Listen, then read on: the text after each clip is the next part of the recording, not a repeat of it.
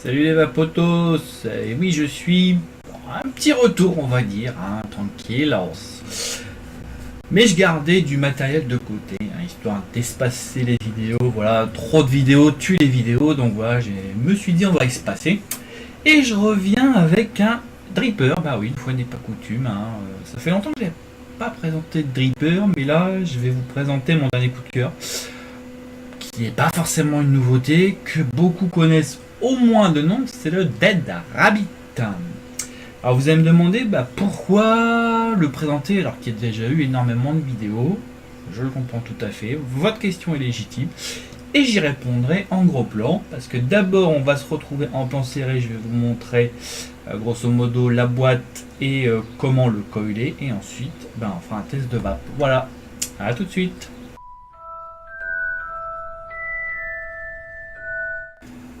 Voilà donc la boîte du Dead Rabbit de chez Elvei. Donc on a une jolie boîte, hein, je la trouve plutôt jolie. Je voulais ouvrir parce qu'en fait elle est assez chiante à ouvrir, faut être honnête. Donc voilà, je l'ai fait un petit peu avant pour gagner du temps.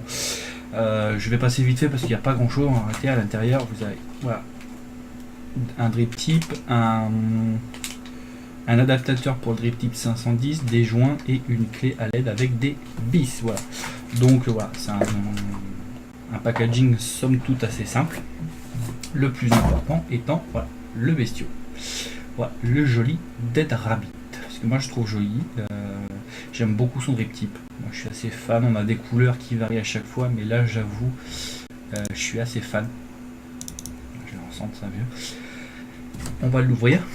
Voilà, donc moi j'ai déjà monté le coil. Hein, parce que c'est pas que c'est chiant, mais j'avoue que le plateau, je suis pas un grand fan de ce genre de plateau. Voilà, donc je l'ai monté comme ça. Voyez. Donc une patte en haut, une patte en bas, ça c'est normal. Un sur le doré, un sur l'argenté. Voilà, vérifie que ça chauffe. Il y avait encore un peu de jus. Oups là, ça chauffe bien. Ça chauffe même de trop. Pardon. Et ça chauffe bien. Ouais, il y a encore du jus, c'est pour ça que ça fait ça. Par contre, je voulais vous montrer quand même le cotonnage. Parce que ça, c'est toujours utile. Alors, il n'y a pas de mystère. Il n'y a pas non plus de difficulté particulière. Pas besoin d'en mettre 3 km. Et attendez, je le tasse. Moi, je prends voilà, un morceau comme ça, pas plus long que ça. Je le vrille à son extrémité. Mal vrillé. Tac, voilà. Je passe, donc il faut que ça soit dur, mais pas trop. Ah. Alors pour la longueur, comment savoir quelle longueur il faut? Faut pas y aller au pifomètre, hein. C'est pas une question de pifomètre. Là vous pliez un petit peu, vous le coudez un petit peu, histoire que que vous le tiriez pas trop, et vous coupez à peu près. Ouais, ça fait ça. Voilà. Moi je le coupe là, ici, à ras en fait, à ras de la box. Donc hop, je le fais vite fait parce que bon, j'ai l'habitude un petit peu du Dead Rabbit, donc je le fais vite fait. Voilà. Ah, j'arrive pas à tirer ici. Donc une fois que ça c'est fait, hop, on le coude, on le lève un peu pour que la dernière spire touche bien le coton. Et on place voilà, son coton au fond de la cuve. Il n'y a rien de sorcier, il n'y a rien de. Moi, je remplis un petit peu la cuve. Voilà. Hop là, je l'ai pas serré de ce côté-là. Voilà. Tac tac. Il faut juste que ça touche le fond de la cuve. C'est tout ce que vous devez retenir. Parce qu'en fait, vous voyez. Je sais pas si on peut. Là, on le voit. Au fond là. Ici. Vous avez un carré. Oups là. Si je sors du cas, ça va le faire. C'est pas évident. Là, voilà. Là, vous avez un carré. C'est là en fait que le jus va se. C'est là qu'est le pin bottom. Donc c'est par là que le jus va s'écouler de ce côté-là et de l'autre côté. Donc en fait, il faut juste que voilà, comme la cuve est pas hyper profonde, il faut bien que voilà, le jus soit en contact avec le coton afin de toujours être imbibé. Voilà. Donc là, on va se conquer. Hein. Hop. Vous voyez le jus, hop, remplit les deux côtés, voilà. Alors il faut pas trop y aller brusquement, parce que comme je vous l'ai dit, la cuve est pas hyper profonde. Donc voilà, on attend gentiment que ça se conque, que le coton s'imbibe bien gentiment. Voilà, je l'aide un peu. Donc si vous voulez l'aider, en fait, vous vous appuyez très délicatement sur le coton. Hein. Ça lui permet en fait de faire, ça permet de faire comme une sorte de pression, de faire remonter le liquide d'un coup. Voilà, j'en mets un petit peu au fond. La cuve est vraiment très profonde, je dirais qu'elle fait 5 mm, c'est pas énorme. Hein. C'est pas énorme. Et comme de bien entendu, je mouille voilà, le coil, parce que ça c'est essentiel. Hop, on shoot, ça marche. Hein. On shoot encore. Voilà. Alors, vous allez me dire, putain, mais le plateau, il est pas cool, parce que du coup, on peut pas mettre beaucoup de liquide. Alors, oui et non. Si vous enlevez la cloche, c'est vrai. Par contre, en fait, comme vous le voyez, je vais pousser la box, comme vous le voyez ici, l'airflow, il est vachement haut. Parce qu'en fait, là, sur la box, le coil est vachement haut. Tout simplement parce que, en fait, quand vous mettez la cloche, et que vous sconquez au-delà de la limite du socle, et ben ça déborde pas. En fait, ça reste dans la cloche. Donc voilà, la cloche sert un peu de réservoir secondaire. Alors, il faut pas se conquer comme un bâtard non plus, hein, c'est pas l'idée. Mais voilà. Alors, puisque je suis sur la cloche, je vais parler de l'airflow qui est assez original, parce que là, je sais pas si on le voit bien. Je vais essayer de faire un zoom, voir si ça marche. Là, on voit un petit peu. Là. Vous voyez, en fait, là, il est fermé en haut, ici. En fait, il est biseauté. Et c'est pas mal, parce que du coup, ça donne quelque chose d'aérien, mais pas trop non plus. Voilà. Il est juste bien, en fait. Voilà, donc on remet la cloche. Donc moi, en fait, ce que je fais, c'est que je mets les airflow voilà, ici. Parce que je trouve que c'est comme ça que ça refroidit mieux le coil. Voilà, donc là, en fait, le seul truc qu'on pourrait reprocher au Dead Rabbit, donc là, ça se voit pas, c'est pas GG. Je vais essayer d'éclaircir l'image. Ouais, c'est pas génial. Alors, en fait, ouais, c'est un peu ça le problème, c'est que à l'intérieur voilà, on voit le coil, par contre, on voit pas trop le niveau de liquide. Donc ça, c'est un petit souci. Mais bon, c'est pas bien méchant. On sait toujours que le coton est imbibé, de toute façon on le sent, après ça c'est un coup de main à prendre avec le Dead Rabbit, mais c'est vrai que sur certains drippers ça se voit, là c'est pas génial. Voilà, bah écoutez, on l'a monté, vous voyez, il n'y a rien de difficile, on va se retrouver tout de suite en plan large pour vous dire ce que j'en ai pensé au niveau de la vape, le montage facile, la vape, est-ce que ça tient la route tout de suite.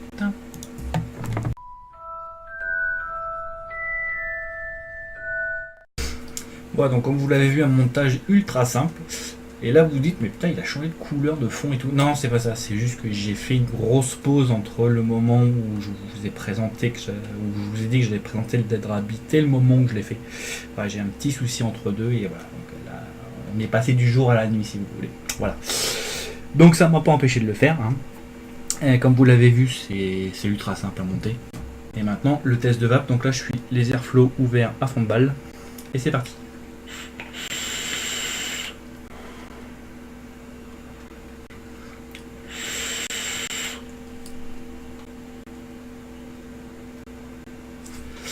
Voilà, comme vous le voyez, niveau production de vapeur, c'est au top. Donc j'ai oublié de préciser, je vais vous le montrer tout de suite. Je suis à 48 watts pour 0,26 ohms. Voilà. Donc au niveau de vapeur, il n'y a aucun problème. Niveau saveur, bah ouais, le Dead Rabbit mérite sa réputation. Il a de très bonnes saveurs. J'avoue que là j'ai été assez bluffé, on peut le dire. J'ai été assez bluffé parce que je savais pas, en fait, je me disais ouais, les gens ils exagèrent. Les commentaires, quand on lit les commentaires, tout le monde dit il est super. Je me dis c'est pas possible, il peut pas être si génial que ça.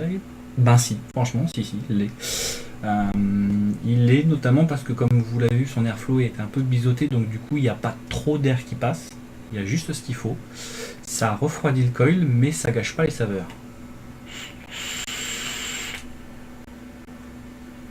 Et en fait, j'ai fait le test avec un liquide qui est plutôt complexe.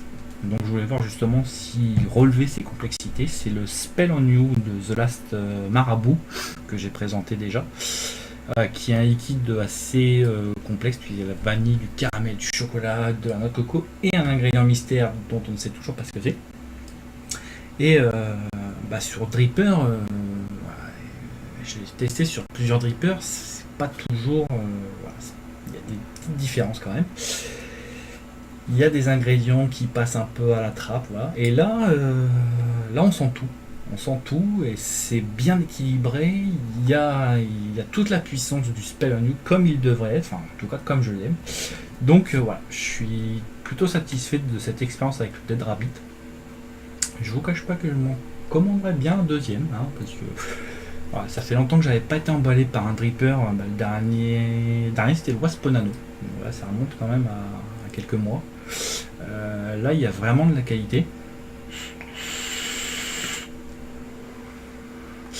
Et ce que j'aime bien comparé au Wasponano par exemple, c'est qu'en fait, le Wasp, j'aime beaucoup son plateau, sa cloche. J'aime beaucoup en fait cette partie-là, mais j'aime moins le cotonnage parce que justement le plateau est tout petit et très étroit et on voit pas toujours comment on met le coton. Là, dans le Dead Rabbit, on voit très bien comment on met le coton. On voit très bien si on a fait une bêtise de cotonnage parce que si on a coupé trop et que ça touche pas le plateau, on se dit c'est foiré. Dans le Wasponano, ça m'est arrivé plusieurs fois de sconker, de me dire mais merde, ça marche pas, qu'est-ce qui se passe? Et en fait, c'est parce que le coton bouchait l'arrivée de skunk, de jus. Et du coup, voilà, mais ça je le voyais pas, on peut pas le voir en fait. Là, avec le Dead Rabbit, on n'a pas ce problème-là. Donc voilà, je l'essaierai sur mon liquide principal pour voir ce que ça donne, pour voir si c'est toujours aussi bon, mais ça augure de bonnes choses, moi je dis. Donc voilà, moi je suis totalement fan donc, de ce Dead Rabbit. J'aime beaucoup son design, je suis fan de son drip tip. Franchement, son drip tip me fait vraiment kiffer. Moi j'ai eu en violet, il est vraiment magnifique. Il est très doux en bouche. Suffisamment long, suffisamment court. Il est vraiment à la bonne hauteur, il a une prise en bouche idéale. Bref, un bon petit. Belle réussite. Alors je crois qu'il n'y a pas la possibilité. Ah bah si, il y a un adaptateur, je suis con. Il y a un adaptateur, donc on peut mettre, si on le veut, un drip type 510. Moi je préfère les 810 franchement. Voilà, donc nickel chrome de chez Nickel Chrome avec la. Alors, oui, au niveau de la couleur, c'est pas la même, mais noir et gris ça passe. Et j'avoue qu'avec la G-Box de Swanker 200 watts, je kiffe bien.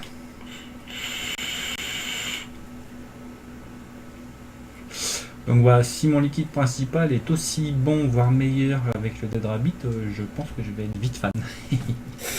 Voilà, bah écoutez, c'est tout pour cette vidéo. Comme vous l'avez compris, j'ai kiffé le Dead Rabbit, il va avoir une très très bonne note. Et je vous dis à bientôt pour de nouvelles aventures. Vous inquiétez pas, j'ai encore du matos de côté. À bientôt les amis.